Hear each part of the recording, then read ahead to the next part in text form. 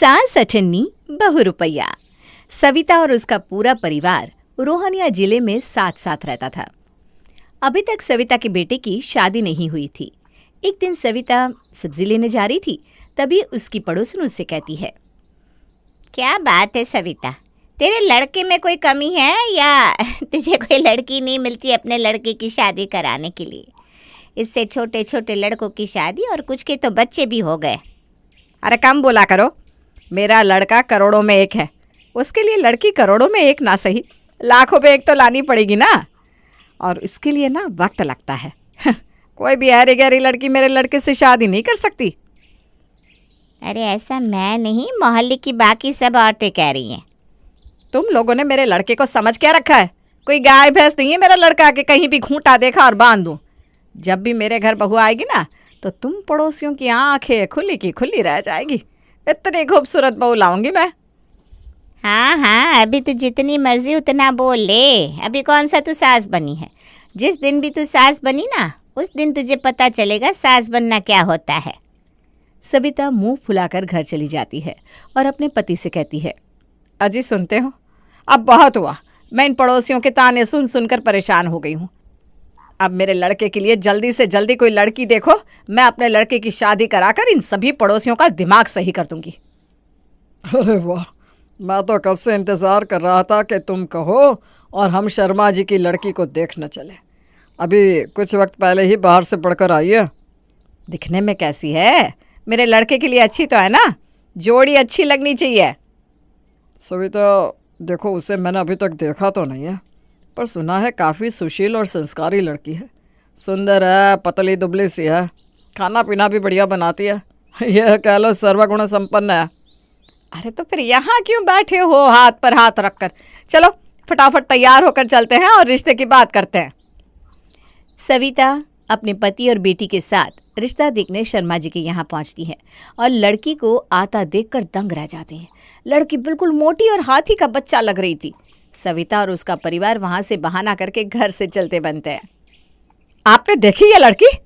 मेरे लाल के लिए तो यह हाथी का बच्चा है। हे राम, आपको ज़रा भी अंदाज़ा है कि किस तरह की लड़की चाहिए मुझे मेरे लाल के लिए? और तो तुम ऐसा कह रही हो कि जैसे मैंने जानबूझकर ये मोटी हाथी तुम्हें दिखाई? अरे मुझे क्या पता था कि इतनी मोटी और हाथी का बच्चा निकल आएगी। अब जो भी हुआ छोड़ो उसको और अपनी बेटी को लेकर रिक्शे से घर पहुंचो। अभी तो बहुत वक्त है, बहुत लड़कियां देखनी है हमें। तुम परेशान ना हो, मिल जाएगी कोई ना कोई हमें अच्छी सी। सविता और उसकी बेटी रिक्शे पर बैठी होते हैं कि रिक्शा वाले की गलती के कारण वो सामने से आ रही स्कूटी में अपना रिक्शा ठोक देता है। तभी स्कूटी से लड़की उतरकर बोलती है, अंधे हो क्या? दिखाई नहीं देता या पीकर चलाते हो? सामने से आ रही लड़की नहीं दिखाई देती? देखो बहन जी, गलती से लग गई, मैंने जानबूझकर नहीं किया, गलती से हो गया। अरे जाओ जाओ, तुम सब रिक्शा वालों की ड्रामा अच्छे से पता है मुझे मत सिखाओ।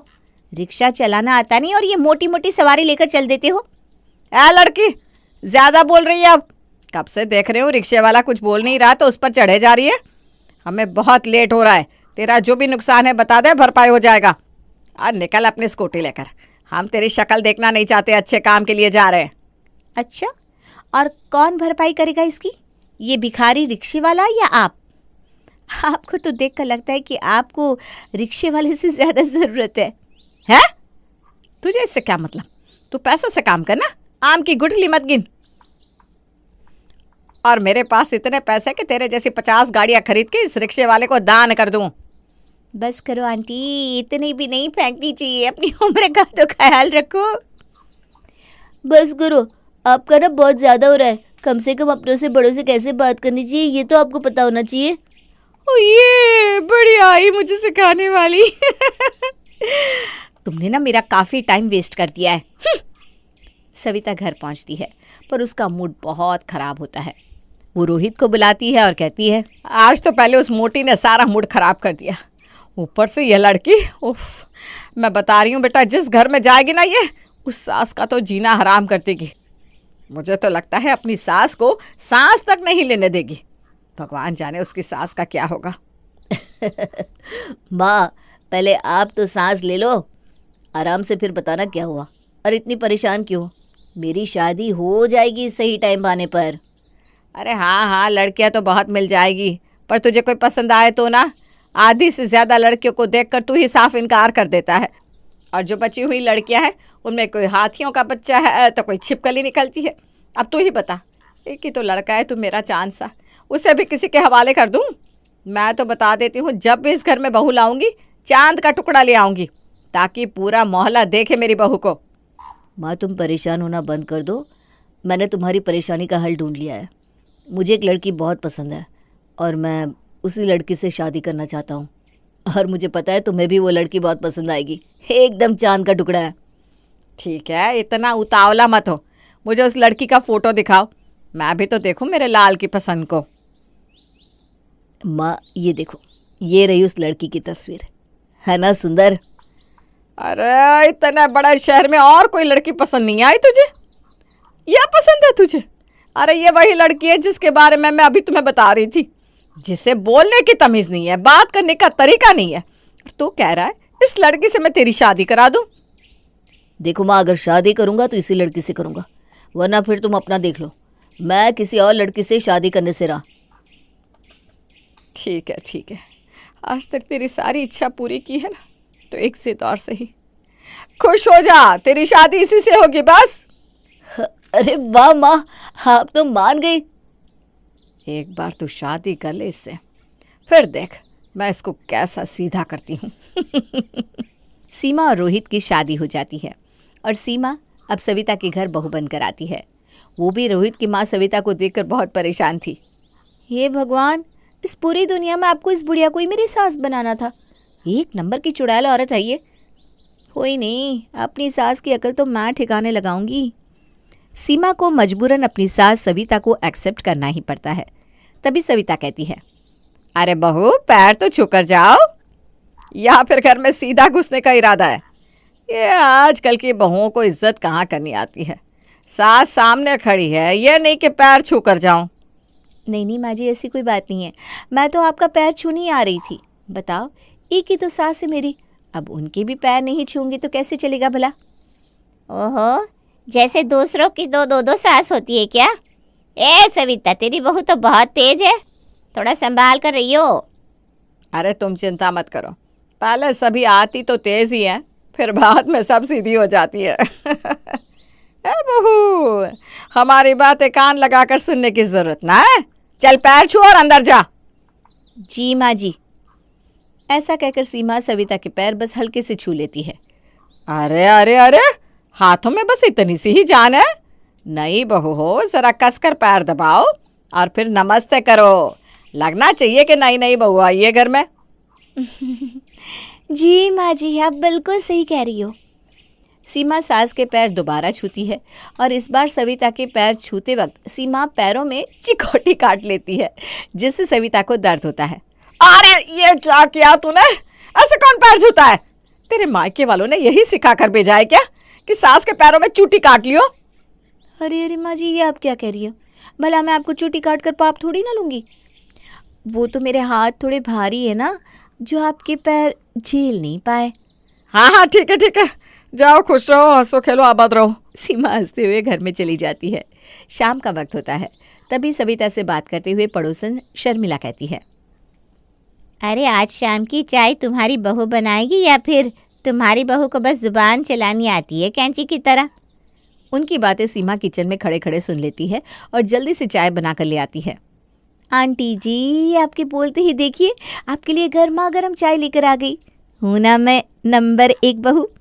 इतना ध्यान रखता है क्या कोई भला? हाँ ठीक है, जाओ जाकर कुछ और काम भी कर लो, या फिर हमारी बातें ही सुनते रहना यहाँ बैठकर। बहू, ये तो तुमने बहुत अच्छा किया, लाओ चाय यहाँ रख दो। हाँ। सीमा चाय लेकर उनकी तरफ जाने लगती है। अभी मज़ा चखाती हूँ, जब गरम चाय ऊपर गिरेगी तब बोलती बंद हो जाएगी। सीमा जानबूझकर इस तरीके से चाय उठाती है कि चाय की प्याली सीधे सविता के ऊपर गिरती है और सविता चिल्ला उठती है। अरे अरे बहू, ये क्या किया तूने? गर्मा गर्म चाय अपनी सास पे गिरा दी। अरे आंटी जी, मुझे थोड़ी ना पता था कि मेरा हाथ लगने से चाय गिर जाएगी। चलो मैं तो चलती हूँ, मुझे और भी काम है, कुछ और चाहिए तो बता देना। हाँ। ऐसा कहकर सीमा हंसते हुए वहाँ से चली जाती है। इस लड़की ने तो पहले ही दिन मुझे चाय से जला दिया, न जाने आगे क्या करेगी। तेरी बहू के पर बहुत बड़े हो रहे हैं, इन्हें काटना पड़ेगा, वरना तू देख ले तेरा क्या होगा। चलो मैं तो चलती हूँ, मेरा काम था तुझे बताना, बाकी तू खुद समझदार है। ऐसा कहकर शर्मिला वहाँ से चली जाती है। तभी सोनम भी आती है। क्या हुआ माँ, ये चाय कैसे गिर गई? अरे ये सब उस लड़की का किया हुआ है, बहुत तेज है ये लड़की, इससे कैसे न कैसे करके काबू में तो लाना ही पड़ेगा। इससे इसकी औकात दिखानी ज़रूरी है, वरना ये तो हमारे सर पे चढ़कर तांडव करेगी। सही कह रही हो आप माँ, लेकिन अब करोगी क्या?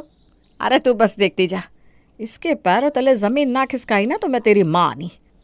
पानी अब सर से बहुत ऊपर जा चुका है, अब तो बहू रानी को मज़ा चखा कर रहूँगी। सीमा उठकर घर की सारी सफाई झाड़ू सब कर चुकी होती है। इसके बाद वो नहाने चली जाती है। तभी रोहित बाहर से आता है और अपनी माँ को देखकर हैरान हो जाता है। माँ, सुबह सुबह तुम ये झाड़ू पोछा क्यों कर रही हो? इस वक्त तो आप मंदिर जाती हो ना, आप ये सब रहने दो, सीमा कर देगी। नहीं नहीं बेटा, बहू को मत बुलाना, उसी ने तो मुझे ये सब काम करने को कहा है। कहती है इस उम्र में अगर दिन भर बैठ के खाऊंगी पीऊंगी तो मोटी हो जाऊंगी और शरीर भी काम नहीं करेगा। इसीलिए तो मुझे सुबह से झाड़ू पोछे में लगा रखा है, ताकि घर का काम करूं और 2 वक्त की रोटी मुझे तभी तो मिलेगी बेटा। माँ, ये सब क्या उल्टी सीधी बातें कर रही हो? ऐसा कुछ नहीं है, बिना काम किए भी तुम्हें इस घर की इज्जत की 2 रोटी मिलेगी। अभी बुलाता हूँ सीमा को, रुको तुम ज़रा। सीमा, अभी इसी वक्त यहाँ आओ तुरंत। क्या हुआ, सुबह सुबह क्यों चिल्ला रहे हो? ये भी मैं बताऊं कि क्यों चिल्ला रहा हूँ? तुमने मेरी माँ को समझ क्या रखा है? वो क्या कोई नौकरानी है जो तुम्हारे इशारों पर नाचेगी? और तुमने उन्हें झाड़ू पोछा लगाने को कहा है? तुम क्या कर रही हो सुबह से? अरे मैंने तुम्हारी माँ को कोई झाड़ू पोछा लगाने को नहीं कहा है, मैं खुद झाड़ू पोछा लगाकर नहाने गई हूँ। मुझे नहीं पता ये इनका क्या नया ड्रामा है। सीमा, बहुत हुआ। अगर अब मैंने माँ के हाथ में ये झाड़ू पोछा देखा तो तुम्हारी खैर नहीं, समझी? सविता रोहित का अपनी तरफ इस प्यार को देखकर बहुत खुश होती है और सोनम से कहती है, देखा, एक दिन में इस बहू को कैसी धूल चटाई है। आगे आगे देखो इसके साथ मैं क्या करती हूँ। अपने आप को बहुत 30 मार खा समझती है ना। क्या खूब खेला है माँ, तुमने तो ऐसा करके भाई को भाभी के खिलाफ कर दिया। तुम ना बहुत होशियार निकली माँ।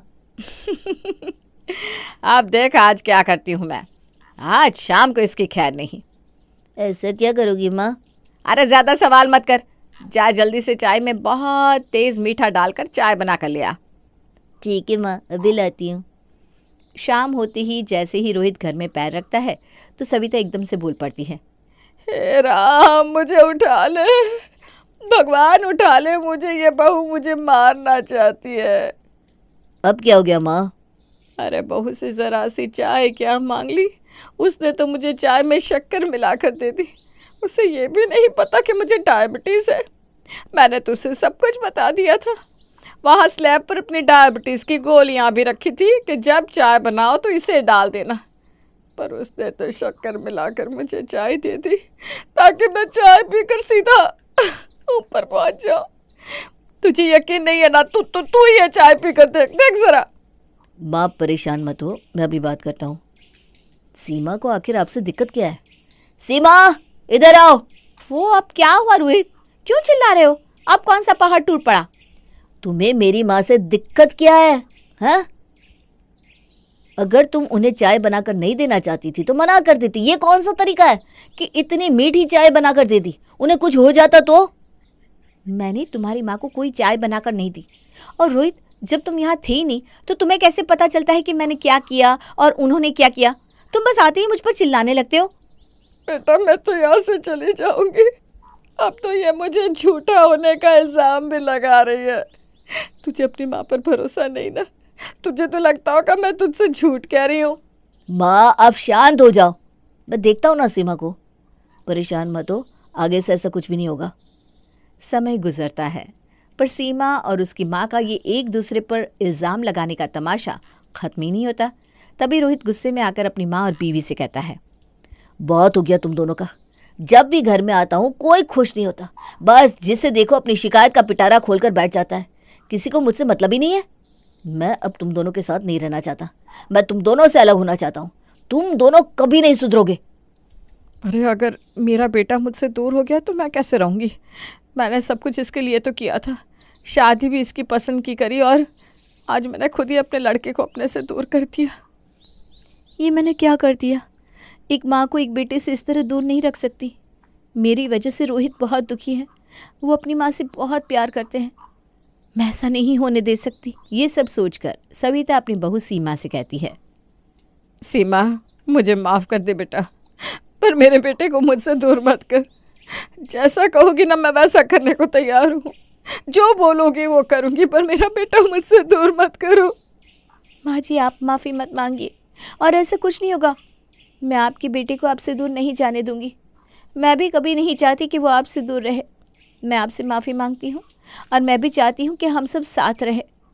रोहित घर से बाहर जाने लगता है। तभी सीमा और सविता दोनों रोहित को रोक लेती हैं और उसको कहती है, मैं आपसे कभी भी माँ जी से लड़ाई झगड़ा नहीं करूँगी, और मैं चाहती हूँ कि हम सभी साथ में खुशी खुशी रहें। एक बार मौका दे दो, इस बार माफ़ कर दो मुझे। बेटा मुझे भी माफ़ कर दे। रोहित उनकी बात पर हंसने लगता है। ये सब मेरा ही प्लान था, और मैं कहीं नहीं जा रहा। रोहित की बात सुनकर सभी लोग खुश हो जाते हैं और हंसी खुशी साथ रहते हैं।